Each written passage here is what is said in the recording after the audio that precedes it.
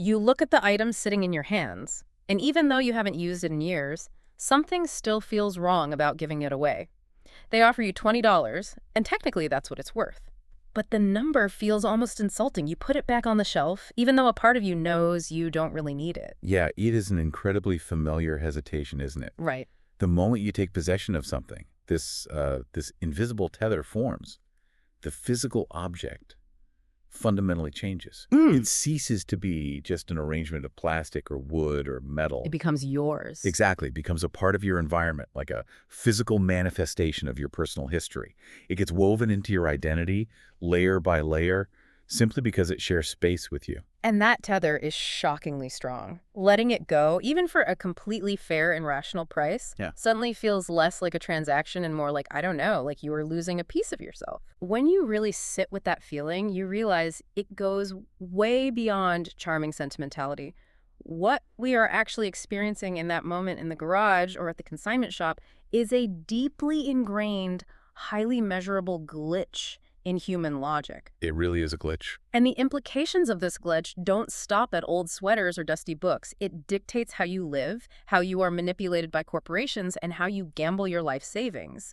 We have to figure out exactly why our brains are so fundamentally broken when it comes to the things we own. Right. And the mechanics of that broken logic are just fascinating.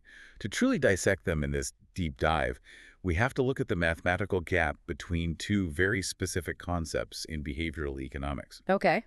They are willingness to pay versus willingness to accept. Which sounds similar, but I'm guessing they play out very differently. Oh, totally differently. So your willingness to pay is simply what you would spend to acquire something you don't have. Your willingness to accept is the amount you would demand to give that exact same item up once it belongs to you. Okay, so logic. Standard logic dictates those two numbers should be identical, Right. but they aren't. And that persistent massive gap is the defining feature of what we call the endowment effect. It is the psychological phenomenon where you place a significantly higher value on what you own purely because you own it compared to identical items you do not possess. Which, if you strip away the emotion, makes absolutely zero logical sense. Not at all. Think about a classic scenario with a piece of technology. Imagine you buy a brand new, top-of-the-line laptop for $1,000. You use it every day for a few years. It's a great machine. Sure. But technology moves fast, and eventually you decide it's time to upgrade. You wipe the hard drive, clean the screen, and you look at your old laptop. It's still in great condition. It runs beautifully, so you list it online for $900. Feeling very generous, I'm sure. Exactly. In your mind, you are acting as a benevolent force in the marketplace. You are giving someone a fantastic deal on a machine you know is reliable. You feel generous. Well, you feel generous because your valuation is entirely subjective. It's built on a foundation of familiarity rather than market realities. But, the market does not share your memories. No, the market is ruthless. You sit back waiting for the glowing messages, and instead, everyone is aggressively lowballing you. You get an offer for $600, then $400. Potential buyers are lecturing you, telling you it's too expensive, boasting that they can get it cheaper or faster or with a warranty somewhere else. Which hurts. It does, because to you, it is your trusty machine. It wrote your college thesis. It holds the archives of your digital life. You have endowed it with profound personal value. But to the cold, calculating eye of a stranger, it is just a piece of depreciated, obsolete electronics. Yeah, and the friction you feel in that scenario is exactly what upended standard economic theory for decades. Really, just that feeling. Yeah. Mainstream economics was built on the concept of homo economicus, the perfectly rational human. The assumption was that we are all perfectly rational actors who process objective information to maximize our utility. Standard models assume that buying and selling prices should effortlessly coincide. So no emotion involved. Right. If a coffee cup is worth $3, a rational person should be willing to pay $3 to get it and be perfectly content to sell it for $3 if they already have it. The value of the object was supposed to be intrinsic to the object itself, not contingent on who is holding it. But assuming humans are perfectly rational calculators is a dangerous game. I mean, it's like grading a child's finger painting. Oh, that's a perfect analogy. Right. If it is your child's finger painting, it is an absolute masterpiece of abstract expressionism that belongs on the refrigerator for the next 10 years. If it is a stranger's child's finger painting, it's just smeared wet paint on cheap construction paper. So if the entire bedrock of economic modeling assumed we were these flawless calculators of supply and demand, the realization that our calculators are broken by simply holding an object must have caused absolute chaos in the academic world. Oh, it was a massive paradigm shift. It essentially forced economists to admit that human psychology ruins perfectly elegant mathematical models. I can imagine they didn't like that. They really didn't. The breakthrough really gained traction when the behavioral economist Richard Thaler officially coined the term endowment effect in 1980. He was working closely with Daniel Compton and Amos Tversky, who were pioneering the study of cognitive biases. Legends in the field. Absolutely. And they realized they needed irrefutable proof that this wasn't just happening with expensive laptops or sentimental heirlooms. They needed to prove this glitch existed with the most mundane, emotionally neutral objects possible. Which led to the legendary 1990 experiment at Cornell University, the famous coffee mug study. This is where the theory becomes undeniably real. The setup was incredibly elegant. Kahneman, Netsch, and Feller took a large group of university students and randomly divided them in half. Okay. They gave one half of the room a standard, university-branded coffee mug. Those students became the sellers. The other half of the room received absolutely nothing. They were designated as the buyers. Simple enough. Right. Yeah. The researchers then opened a simulated market.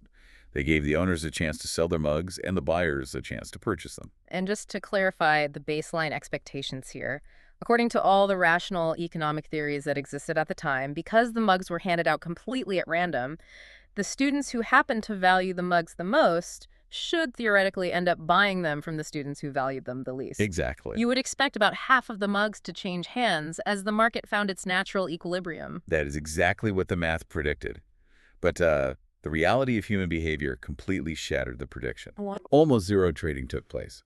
The market completely stalled. Just froze. Completely. And it stalled because the valuation gap between the two groups was insurmountable. The students who were randomly handed the mugs suddenly demanded, on average, about $7 to part with them. Wow. But the students who were sitting empty-handed were only willing to pay around $3 to acquire one. The sellers demanded more than double what the buyers were willing to pay. Yeah. And these weren't special mugs. They hadn't been drinking out of them for years. The mugs had merely been sitting on their desks for a matter of minutes. Minutes. That is all it took for the invisible tether to form. The researchers realized they were observing a profound psychological inertia. Neither the buyer nor the seller possessed a perfectly precise, mathematically calculated valuation for a mundane ceramic mug. So they just freeze up. Exactly. In the absence of a firm calculation, they defaulted to the safest psychological position, which is doing nothing. The sellers maintained the status quo because giving up the mug felt like a tangible loss, and they wouldn't suffer that loss unless the price was exceptionally high. And the buyers? The buyers maintained their status quo because spending money feels like a risk, and they wouldn't take that risk unless the price was a massive bargain. So the market freezes. And if we want to understand the engine driving that freeze, we have to look beneath the economics and examine the biology. Why are we built to default to the status quo? Right. This brings us into the territory of loss aversion. The fundamental principle here is that the psychological pain of losing something is felt roughly twice as intensely as the pleasure of acquiring an equivalent gain. Yes. Loss aversion is the hidden architecture of the endowment effect. When you are looking at that coffee mug or that old laptop, you aren't just calculating its utility. You are actively trying to shield yourself from the agonizing sensation of loss.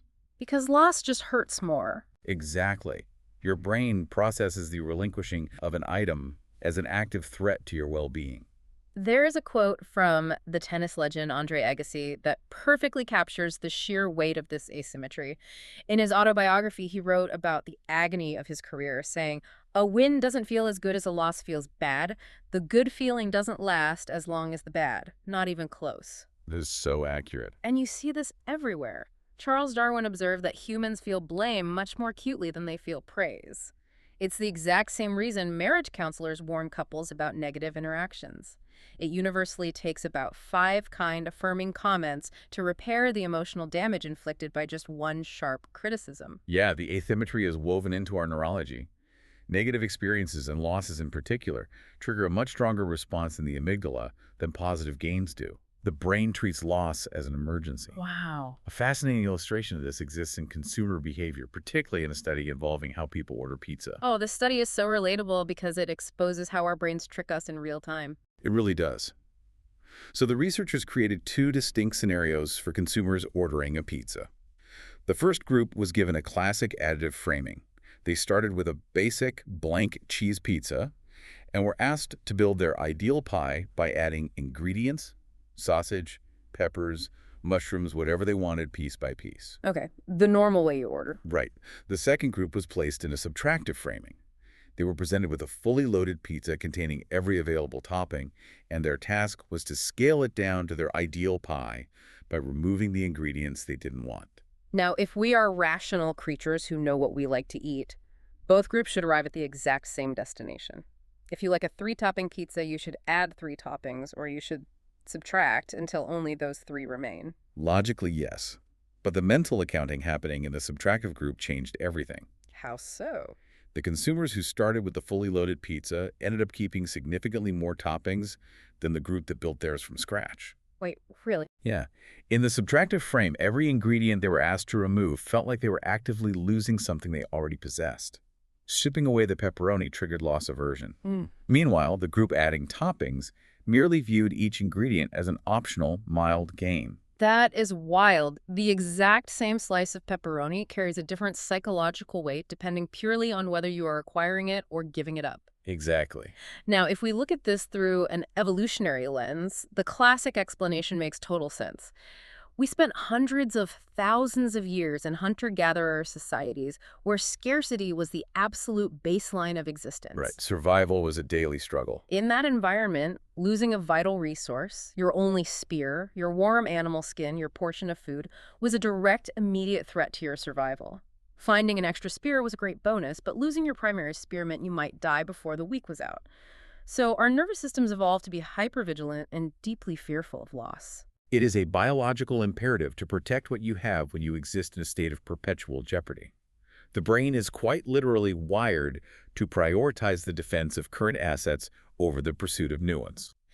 But, this is where I start to struggle with the purely evolutionary explanation. Ugh. Yeah, I mean, it makes sense on the prehistoric savanna, but a coffee mug is not a spear.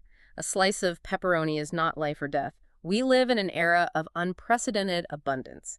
If I sell my used laptop for $400, my survival is not threatened in the slightest. True. So is this genuinely just a misfiring of primitive survival instincts, or is there something uniquely human and modern happening here? Is it possible that we are just trying to avoid looking like a sucker in a transaction? Is ego playing a larger role than survival? That skepticism is crucial, and behavioral economists have had the exact same debate. While loss aversion was the accepted gospel for decades, newer paradigms suggest it is far too simplistic to explain everything. Okay, so what's the newer thinking? Well, this led to researchers Weaver and Frederick proposing reference price theory. They argue that the friction of the endowment effect isn't just about the primal agony of losing a resource.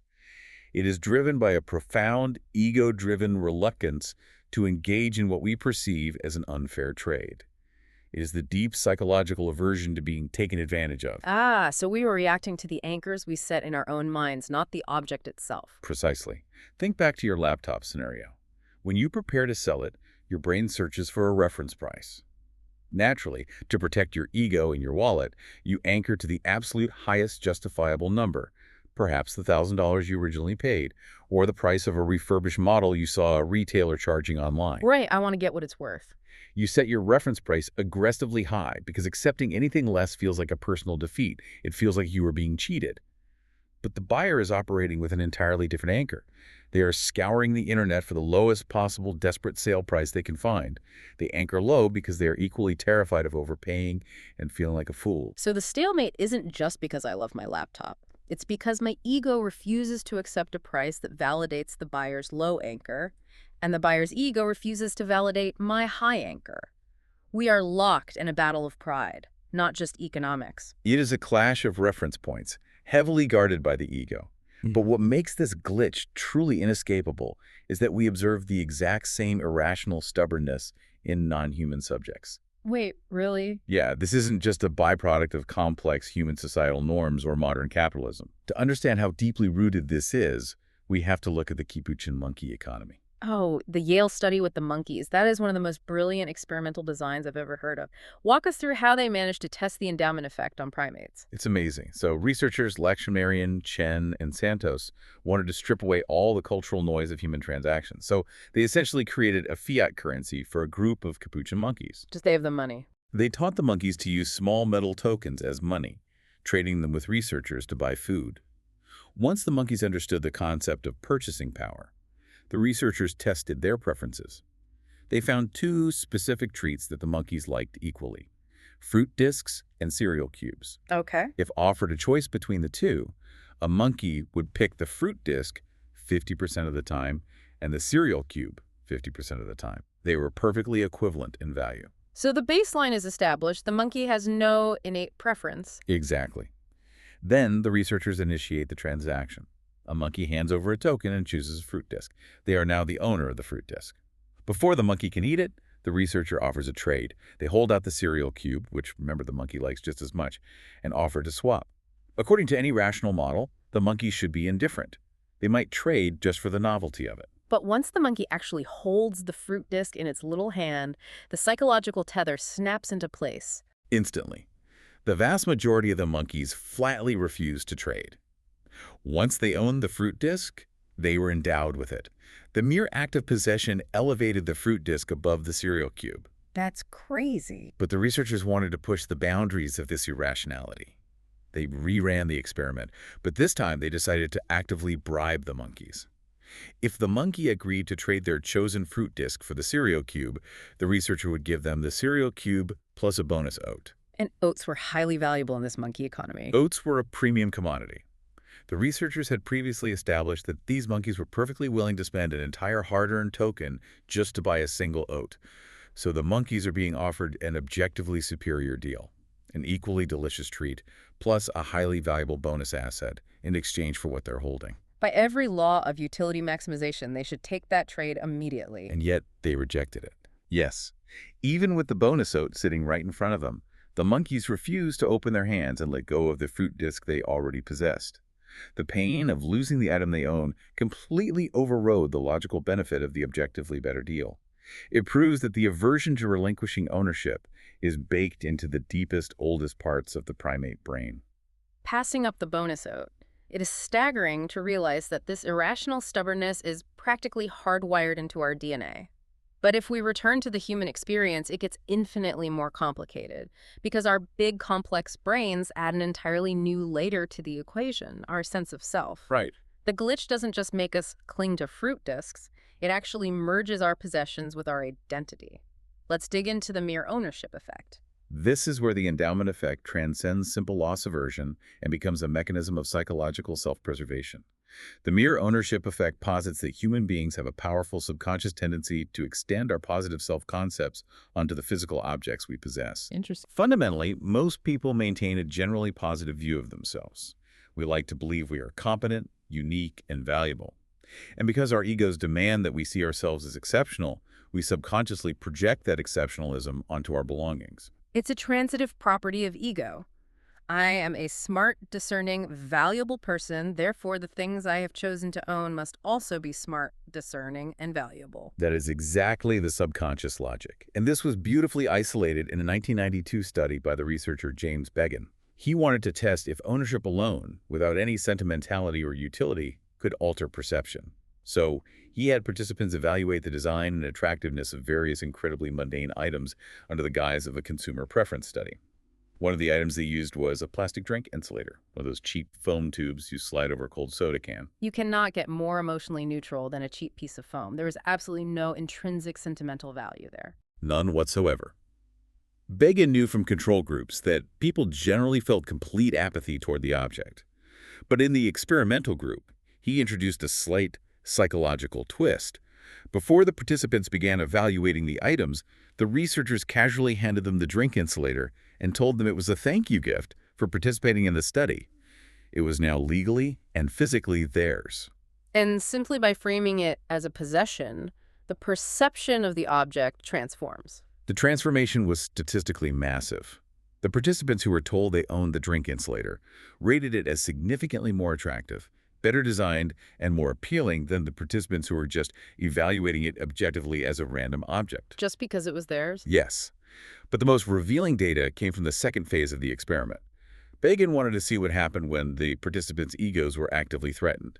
So, before the evaluation phase, some participants were given a preliminary test, and the researchers purposely gave them a bad score, telling them they performed poorly compared to their peers. Oh, that is insidious. You intentionally bruise their ego, make them feel inadequate, and then ask them to rate their new foam cup holder. And the result was astonishing.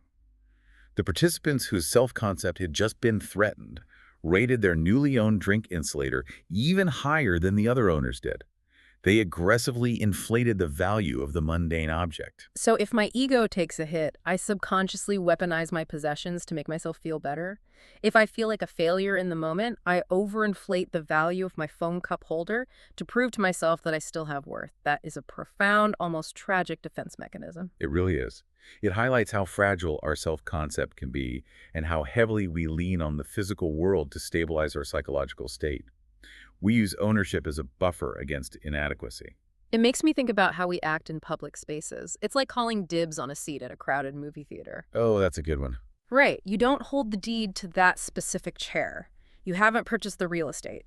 But you walk in, you drape your jacket over the back of the seat, and in your mind, you have established ownership. If you go out to the lobby to buy popcorn and you come back to find that someone has moved your jacket and sat in your seat, your reaction isn't just mild annoyance at the inconvenience. Definitely not. You feel a visceral sense of personal violation, you feel disrespected, your blood pressure spikes. Because they didn't just take a chair, they challenged your autonomy. That analogy perfectly illustrates the concept of psychological ownership. The endowment effect does not require a receipt or legal title. The brain can establish ownership purely through proximity and visual focus. Really, just looking at it. Yeah. There was an experiment that demonstrated this terrifyingly well using chocolate bars. Researchers brought participants into a room to work on a 30-minute task. For one group, they placed a chocolate bar directly on the desk in front of them right as the task began, but explicitly told them they were not allowed to eat it yet. The chocolate just sat there, occupying their visual and physical space for half an hour. Teasing them. Exactly. At the end of the session, the researchers told the participants the chocolate was theirs to keep, but offered to buy it back. On average, those participants demanded $1.72 to part with it. And the other group? The control group performed the exact same 30-minute task in an empty desk. At the very end, as a reward, they were handed the exact same chocolate bar and immediately given the option to sell it back.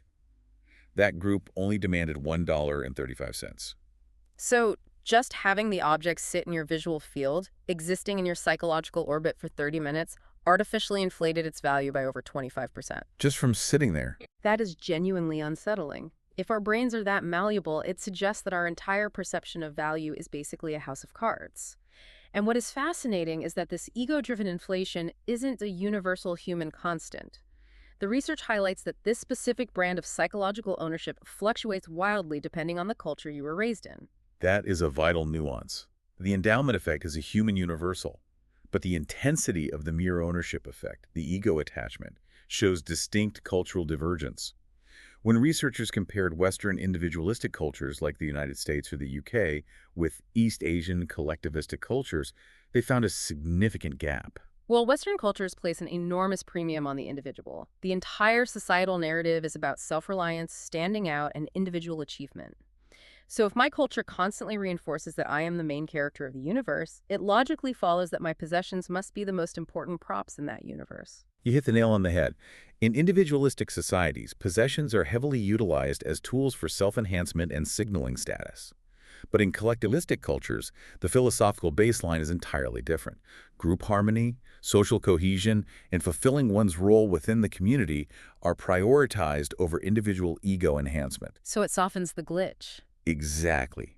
Because the pressure to constantly inflate the individual self is muted, the subconscious need to overvalue a personal item simply to boost the ego is dramatically reduced.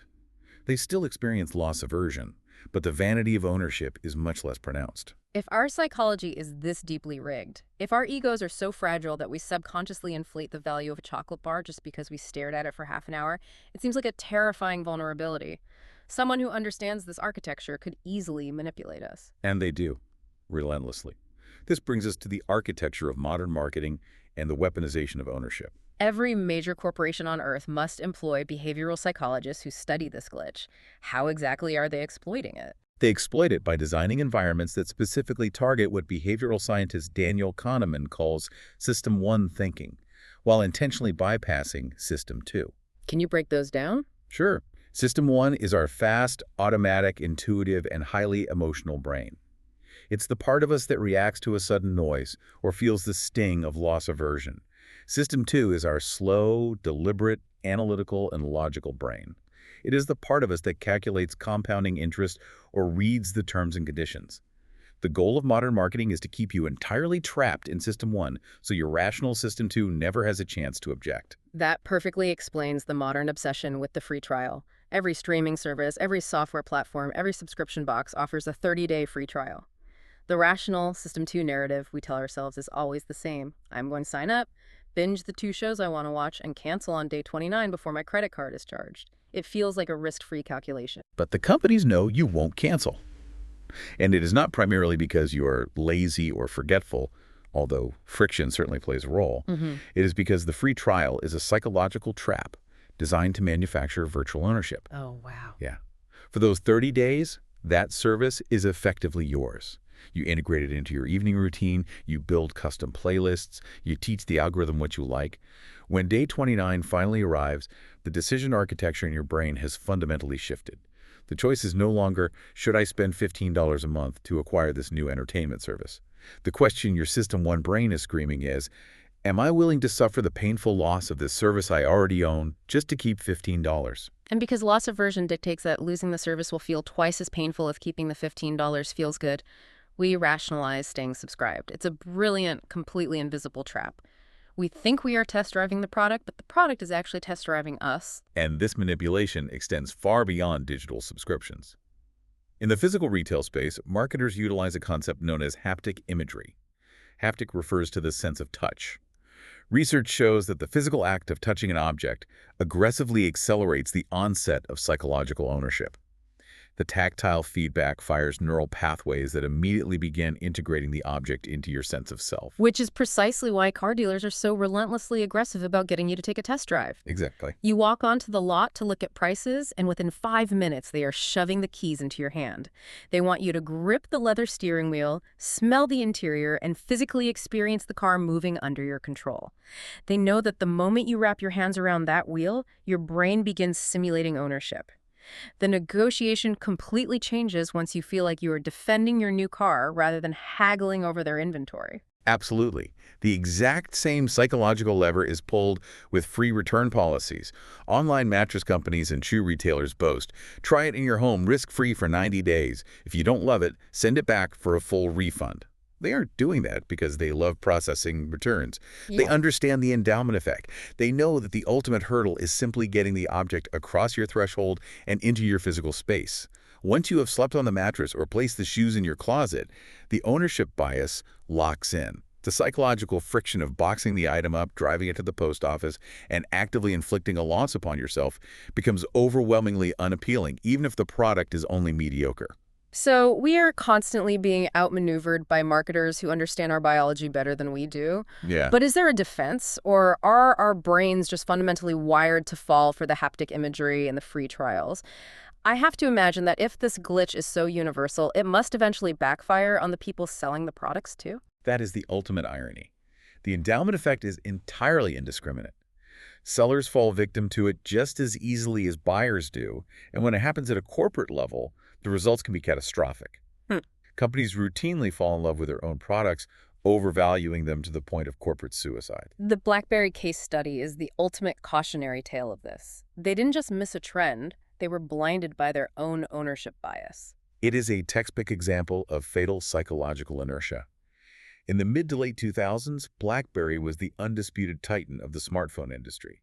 They completely dominated the corporate and government sectors, and their entire identity, their crown jewel, was the tactile physical keyboard. It was the physical manifestation of their secure utilitarian brand. People were addicted to those keyboards. They called them crackberries. But then, the tectonic plates of the industry shifted. Apple and Google introduced the iPhone and Android devices, featuring massive glass touch screens and software-driven interfaces. A rational System 2 analysis of the market would have immediately recognized the existential threat and adapted. But BlackBerry essentially scoffed at them. They looked at the iPhone and thought, nobody is going to want to type on a piece of glass. It's a toy. They suffered from a devastating corporate endowment effect. They overvalued their own existing technology precisely because they owned it. They couldn't let go of the physical keyboard because it was the defining feature of their corporate ego. They clung to the status quo, convinced that their established customer base shared their inflated valuation. They were so emotionally attached to their own product architecture that they couldn't see the objective reality that the consumer market was sprinting away from them. They owned the keyboard, so they assumed the keyboard was superior. It's the plastic drink insulator study played out on a multi-billion-dollar scale. So if human executives are this vulnerable to overvaluing their own inventory, how do modern businesses protect themselves from their own egos? The modern cure for the seller's endowment effect is increasingly reliant on artificial intelligence and algorithmic dynamic pricing. Human managers naturally overvalue their inventory because they understand the sunk costs, the sweat, the branding, the legacy. But an algorithm does not have an ego. Thank goodness. Right. An AI does not care how sentimental the CEO feels about a legacy product line. It doesn't feel the sting of loss aversion. AI processes vast amounts of real-time market data and sets prices based exclusively on customer perceived value and immediate supply and demand. So dynamic pricing models like Uber's surge pricing or airline ticket algorithms? Exactly. The algorithm dynamically searches for the perfect, frictionless equilibrium between willingness to pay and willingness to accept, completely bypassing the human seller's emotional attachment to the transaction. It forces the company to accept objective market reality in real time. Wait, I have to push back on this a little bit. Sure. AI might cure the seller's endowment effect by making pricing perfectly efficient, but isn't surge pricing universally despised by consumers? If I open the Uber app in the rain and the algorithm demands triple the normal fare because it lacks human empathy, it feels like extortion. Does fixing the glitch for the seller just create a massive crisis of trust with the buyer? That is the razor's edge that modern businesses are walking.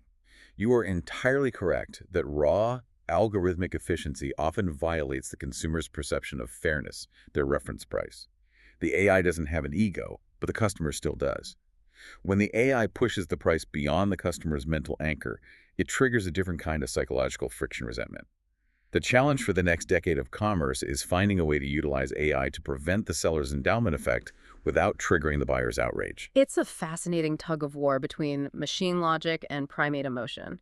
But we need to shift our focus because as expensive as falling for a free trial or mispricing a smartphone can be, the financial toll of this glitch reaches a terrifying scale when we enter the realm of personal wealth. Oh, absolutely. When we move from the retail store to Wall Street, the exact same biological misfires start dictating how we manage our retirement accounts. This is where the stakes escalate dramatically. When we transition from consumer goods to financial assets, the combination of the endowment effect and loss aversion creates a phenomenon known in behavioral finance as portfolio inertia. It is the profound inability of investors to make rational decisions about the assets they already own. Which leads directly to the classic amateur investor mistake, holding on to losing stocks way longer than any rational person should. It is technically referred to as the disposition effect. Investors demonstrate a notorious, statistically robust tendency to hold on to depreciating assets, the absolute losers in their portfolio, while simultaneously selling off their winning assets far too early. Which is the exact opposite of what you should do. You are supposed to cut your losers and let your winners run. Why do we do the reverse? Because of the psychological chasm between a paper loss and a realized loss. If you buy a stock at $50 and it drops to $30, you have lost money. But as long as you simply hold the stock in your account, it remains a paper loss. Your brain can rationalize it. You tell yourself it's just a temporary dip. The market is overreacting. It will bounce back. You avoid the acute pain of the loss. But the moment you log in and actually click the sell button, The moment you click sell, you crystallize the loss. You make it real. You transition from a theoretical setback to a permanent, undeniable reduction of your wealth. And more importantly, you inflict a massive wound on your ego. By selling at a loss, you are forced to look in the mirror and admit, I was wrong. I made a bad decision. The endowment effect makes us stubbornly cling to the toxic asset to delay that psychological pain. It's the ego defense mechanism all over again. I was really struck by a comparison I read recently regarding this specific kind of stubbornness. It drew a direct parallel between consumer brand loyalty and financial portfolio loyalty. Yes, that's a great comparison. We understand brand loyalty. Someone who refuses to buy anything other than Nike sneakers or Apple computers, regardless of price or competing features. We accept that as emotional habit formation. But we pretend that investing is a pure rational science. Yet an investor who holds onto their employer's stock even when the company is scandal-ridden and tanking is operating on the exact same psychological hardware as the guy who blindly buys his favorite brand of soda. That synthesis is crucial for understanding market behavior. We develop a false sense of control over our investments. We assume that because we dedicated the mental energy to research a stock and purchase it, the stock is inherently superior. It ceases to be an objective financial instrument and becomes an emotional bond. We treat stocks exactly like we treat sports teams. We become fanatic supporters of a company like Tesla or Apple or a specific cryptocurrency. We put the stock ticker in our social media bios. We argue with rival investors online. We wear the investment like a jersey, completely ignoring the reality that a stock is nothing more than a piece of legal paper designed to produce a yield. It has no loyalty to us. Yet we aren't just holding bags of depreciating assets, we are holding our identities. And that emotional fusion is incredibly dangerous because it blinds investors to what finance professionals call fundamental beta. What's that? Fundamental beta represents the structural, unavoidable long-term risks inherent in a specific company or sector. When your ego is tied to a stock, you become willfully blind to structural risks. You dismiss terrible earnings reports as temporary anomalies because acknowledging the structural decay would mean acknowledging your own poor judgment. And this blindness isn't limited to numbers on a screen. It bleeds into how we value human capital, too. The endowment effect distorts how we manage people. There was a study conducted by Clarity Recruitment that absolutely blew my mind regarding systemic human resource inefficiencies. Yes, the Clarity study is a brilliant, terrifying illustration of how managerial logic breaks down. They surveyed senior corporate leaders and presented them with a scenario. Would you offer a significant incentive package, essentially a bribe, to retain a current average employee who is threatening to leave? Or would you let them go and use that same money to hire a brand new employee with identical skills?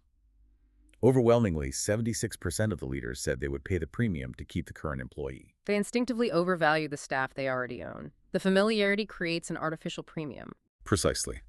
The leaders justified it by citing the hidden costs of onboarding and training. But the researchers introduced a control question to expose the bias.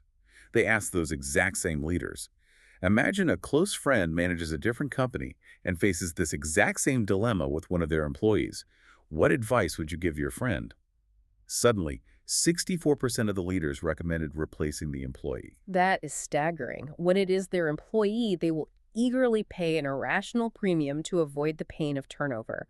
But when it is a friend's employee, they suddenly become cold, rational calculators and say, don't be held hostage, cut them loose and hire someone new. It proves beyond a shadow of a doubt that the attachment is purely subjective and emotional. It is the exact same psychological inertia we saw with the coffee mugs applied to human beings. Managers maintain the status quo to avoid the perceived loss of familiar talent, even when objective logic dictates looking elsewhere. And when you take all of these biases, loss aversion, the egos need to be right, the comfort of the status quo, the emotional attachment to the familiar, and you stack them on top of each other, it creates chaos. The legendary investor Charlie Munger had a specific term for this. He called it the Lollapalooza effect. Munger's Lollapalooza effect is a vital concept. It describes the exponential, nonlinear, destructive power of multiple cognitive biases acting in concert at the exact same time. In human psychology, 1 plus 1 plus 1 does not equal 3. If an investor is suffering from loss aversion and they are highly confident in their own intellect and they are experiencing the endowment effect regarding a specific stock they've owned for years, the biases don't just add up, they multiply. They create a massive, impenetrable distortion field around reality. The decision-making process isn't just flawed, it is profoundly compromised. And you have to factor in the reality that the entire Wall Street apparatus is structurally designed to be overly optimistic. Financial analysts generally get paid more and secure better banking relationships when markets are strong and they issue buy ratings. So the entire system is incentivized to ignore the Lollapalooza effect, ignore the fundamental decay, and just keep feeding the frenzy. If the smartest people in the room are getting crushed by this, what is the ultimate defense for the rest of us? Munger, Warren Buffett and other elite thinkers continually point to one specific trait as the ultimate defense mechanism: profound intellectual humility. It is the active daily recognition of your own deep susceptibility to these biological glitches. The physicist Richard Feynman famously captured the necessary mindset when he said, "The first principle is that you must not fool yourself, and you are the easiest person to fool." You are the easiest person to fool. That is such a piercing truth because your brain literally knows exactly what you want to hear. So how do we actively stop fooling ourselves? How do we hack our own biology? We have defined this glitch. We've traced it back to our evolutionary fear of starvation.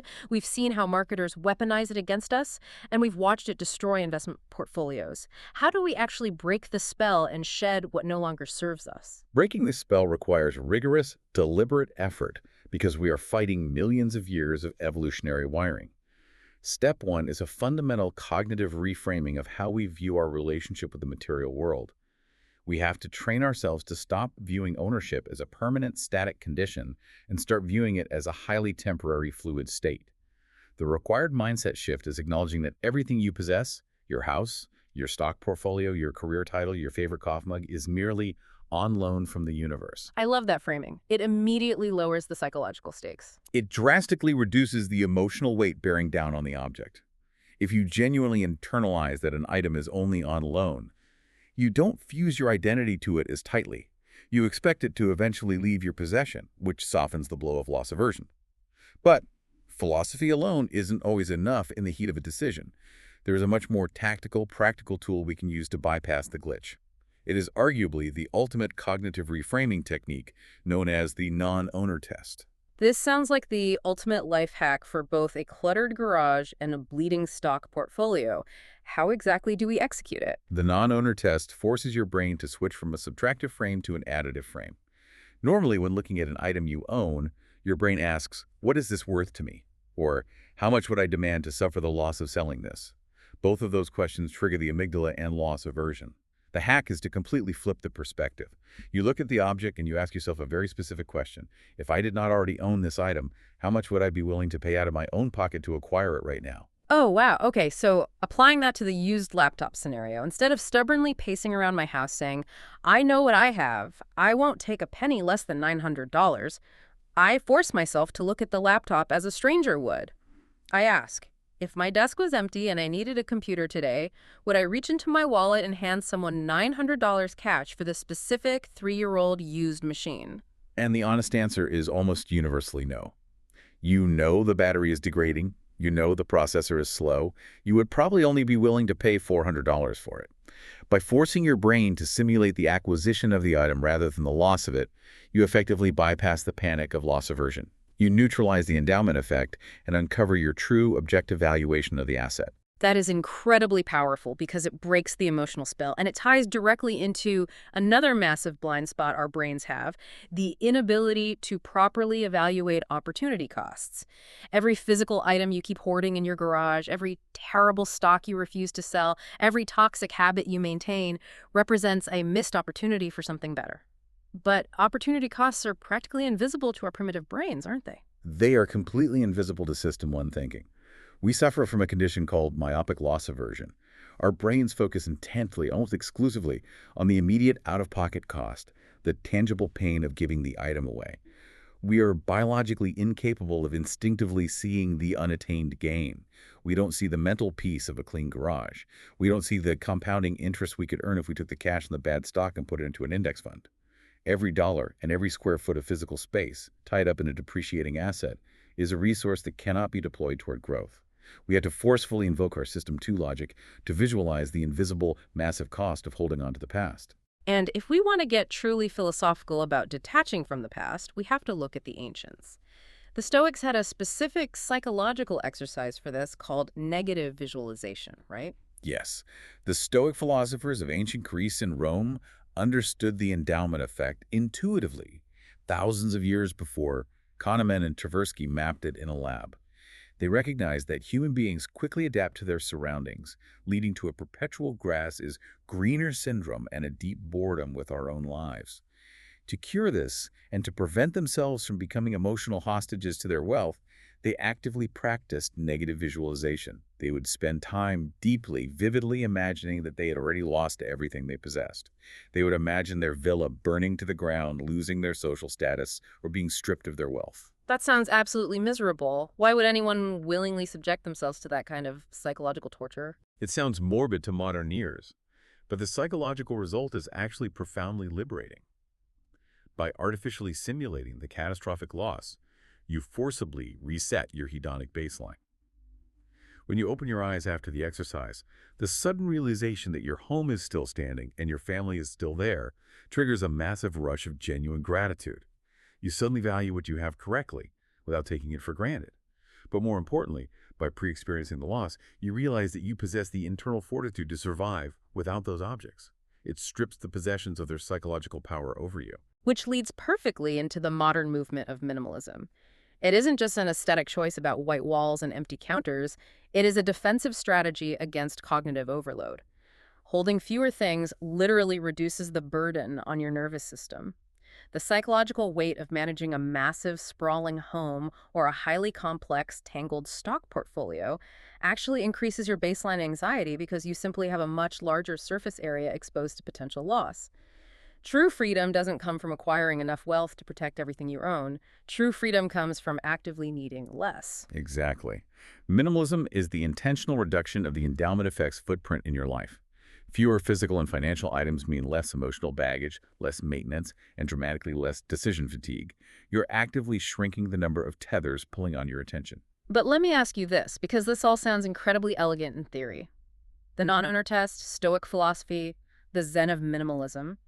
But we know from deep psychological research, like the work surrounding trauma and habit formation, that the body literally keeps the score. Deep-seated habits and anxieties literally rewire our nervous systems. System 1 isn't just an idea, it is a physical rush of cortisol and adrenaline. Can we really just sit in an armchair and logic our way out of the endowment effect by asking a clever question? Or do we have to physically engage in the friction of letting go? That is a phenomenal synthesis of the challenge. And the answer is definitively the latter. You cannot simply outthink a biological imperative. Philosophical awareness and clever cognitive tests are only the very first step. Because our reactions are so deeply neurologically wired into our survival instincts, overcoming the endowment effect requires the intentional construction of small, compounding physical habits of detachment. We literally have to train the muscle of letting go. You have to practice it in the physical world. You start by decluttering a single small drawer in your kitchen, forcing yourself to experience the mild discomfort of throwing something away, and then realizing you survived. You sell one single share of a stock you've been holding on to purely out of stubborn pride. In the world of professional finance, elite portfolio managers know they cannot trust their own emotions, so they build external, mechanical systems to override their biology. They utilize tools like mandatory stop-loss orders, an algorithm that automatically sells a stock the second it drops by a predetermined percentage, entirely removing human choice from the equation. They design rigid architectures that protect them from their own predictable biological irrationality. You have to physically practice the act of release repeatedly so that your nervous system slowly unlearns the prehistoric lie that letting go equals death. Okay, let's take a breath and survey the landscape we've covered today. We started by looking at a simple coffee mug and the mathematical glitch that makes us wildly overvalue the mundane things we own. We trace that glitch all the way back to our evolutionary terror of starvation on the savannah and our modern ego's desperate need to avoid looking like a sucker. We examined how corporate marketers weaponize our own biology against us with haptic imagery and free trials, and how investors systematically sabotage their own life savings by falling in love with their portfolios.